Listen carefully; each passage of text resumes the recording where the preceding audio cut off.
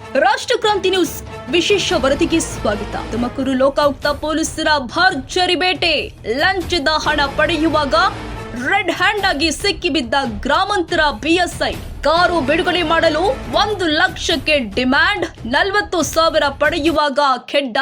ತುಮಕೂರಲ್ಲಿ ಭ್ರಷ್ಟಾಚಾರದ ವಿರುದ್ಧ ಲೋಕಾಯುಕ್ತ ಪೊಲೀಸರು ಮಧ್ಯರಾತ್ರಿ ಭರ್ಜರಿ ಕಾರ್ಯಾಚರಣೆ ಮಾಡಿದ್ದಾರೆ. ಕೇಸ್ ಒಂದರಲ್ಲಿ ವಶಪಡಿಸಿಕೊಂಡಿದ್ದ ಕಾರನ್ನ ವಾಪಸ್ ಕೊಡಲು ಲಂಚದ ಬೇಡಿಕೆ ಇಟ್ಟಿದ್ದ ತುಮಕೂರು ಗ್ರಾಮಾಂತರ ಠಾಣೆಯ ಪಿಎಸ್ಐ ಚೇತನ್ ಕುಮಾರ್ ಈಗ ಲೋಕಾಯುಕ್ತರ ಅತಿಥಿಯಾಗಿದ್ದಾರೆ. ಭ್ರಷ್ಟರಿಗೆ ಸಿಂಹ ಸ್ವಪ್ನವಾದ ಲೋಕಾಯುಕ್ತರು ಈಗ ತುಮಕೂರು ಗ್ರಾಮಾಂತರ ಠಾಣೆಯ ಸಬ್ ಇನ್ಸ್ಪೆಕ್ಟರ್ ಮೇಲೆ ಸವಾರಿ ಮಾಡಿದ್ದಾರೆ. ಹೌದು, ಪಿಎಸ್ಐ ಚೇತನ್ ಕುಮಾರ್ ಎಸ್ಎಸ್ ಈಗ 40,000 ರೂಪಾಯಿ ಲಂಚ ಪಡೆಯುವಾಗ ರೆಡ್ ಹ್ಯಾಂಡ್ ಆಗಿ ಲೋಕಾಬಲೆಗೆ ಬಿದ್ದಿದ್ದಾರೆ. ಏನಿದು ಪ್ರಕರಣ? ದೂರುದಾರ ಕಾರೊಂದನ್ನ ಕೇಸ್ ನಿಮಿತ್ತವಾಗಿ ಪೊಲೀಸರು ಜಪ್ತಿ ಮಾಡಿದ್ರು. ಈ ಕಾರನ್ನು ಬಿಡುಗಡೆ ಮಾಡಲು ಪಿಎಸ್ಐ ಚೇತನ್ ಕುಮಾರ್ ಬರೋಬ್ಬರಿ 1 ಲಕ್ಷ ರೂಪಾಯಿ ಲಂಚಕ್ಕೆ ಡಿಮ್ಯಾಂಡ್ ಇಟ್ಟಿದ್ರು. ಲಂಚಬಾಕ ಅಧಿಕಾರಿಯ ಆಸೆಗೆ ಬಲಿಯಾಗದ ಕಾರು ಮಾಲೀಕರು ಕೂಡಲೇ ಲೋಕಾಯುಕ್ತರ ಮೊರೆ ಹೋಗಿದ್ರು.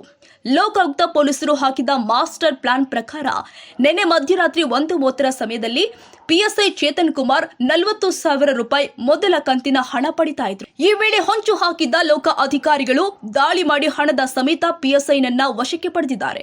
ಠಾಣೆಯಲ್ಲೇ ಕುಳಿತು ಸಾರ್ವಜನಿಕರನ್ನ ಪೀಡಿಸ್ತಾ ಇದ್ದ ಅಧಿಕಾರಿಗೆ ಈಗ ಲೋಕಾಯುಕ್ತರು ಸರಿಯಾದ ಪಾಠ ಕಲಿಸಿದ್ದಾರೆ. ಸದ್ಯ ಆರೋಪಿಯನ್ನ ಬಂಧಿಸಿರುವ ಅಧಿಕಾರಿಗಳು ಹೆಚ್ಚಿನ ತನಿಖೆ ಕೈಗೊಂಡಿದ್ದಾರೆ.